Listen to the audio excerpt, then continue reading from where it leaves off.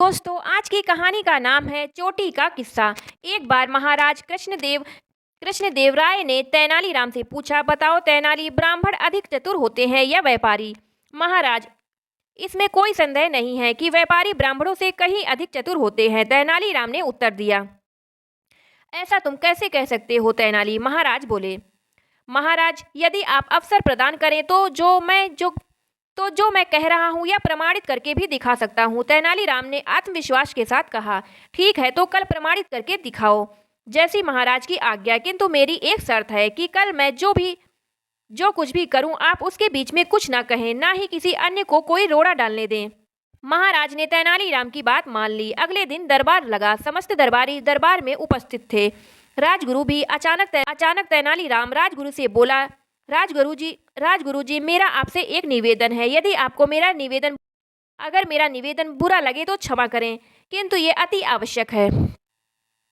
ऐसा क्या निवेदन है तेनालीराम? राजगुरु ने पूछा।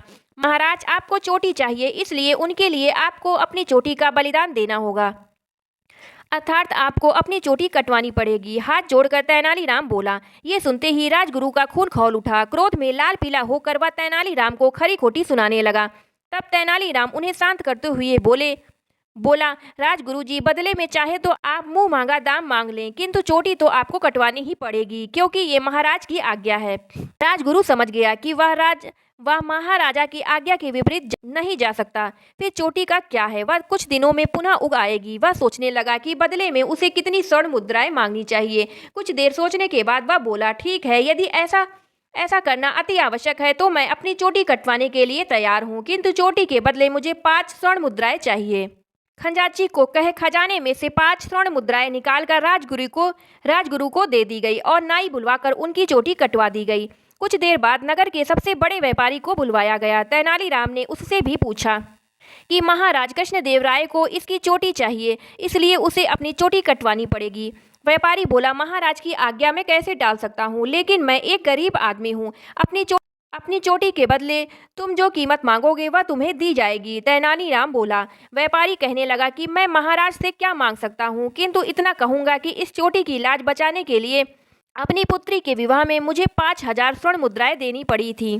फिर अपने पिता की मृत्यु के समय भी इस चोटी को बचाने के लिए मुझे 5000 स्वर्ण मुद्राएं खर्च करनी पड़ी थी।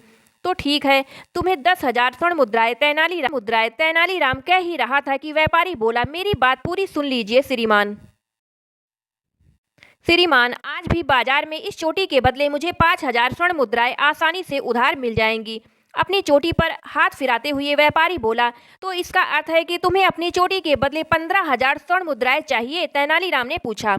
अब मैं क्या कहूँ, बस महाराज की कृपा हो जाए, व्यापारी खिसियाते हुए बोला।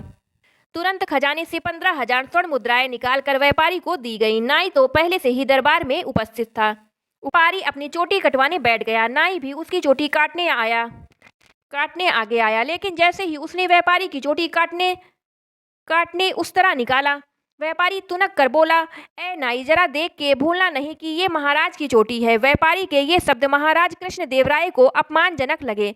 वे क्रोधित हो गए और उन्होंने सैनिकों से कहकर व्यापारी के ये शब्द महाराज कृष्णदेव राय को अपमानजनक लगे। वे क्रोधित हो गए। उन्होंने सैनिकों से कहकर व्यापारी को दरबार से बाहर फिकवा दिया।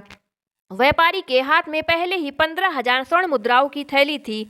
उसने भी वहां से चंपत होने में देर नहीं लगाई। इस पूरी घटनाक्रम के बाद तेनालीराम महाराज से बोला, महाराज, मैंने अपनी बात सिद्ध कर दी। आपने देखा कि राजगुरु जी ने 5 स्वर्ण मुद्राओं के बदले अपनी चोटी गंवा दी, लेकिन वो व्यापारी 15,000 स्वर्ण मुद्राएं भी ले गया और अपनी चोटी भी नहीं कटवाई। हुआ ना व्यापारी ब्राह्मण से अधिक चतुर?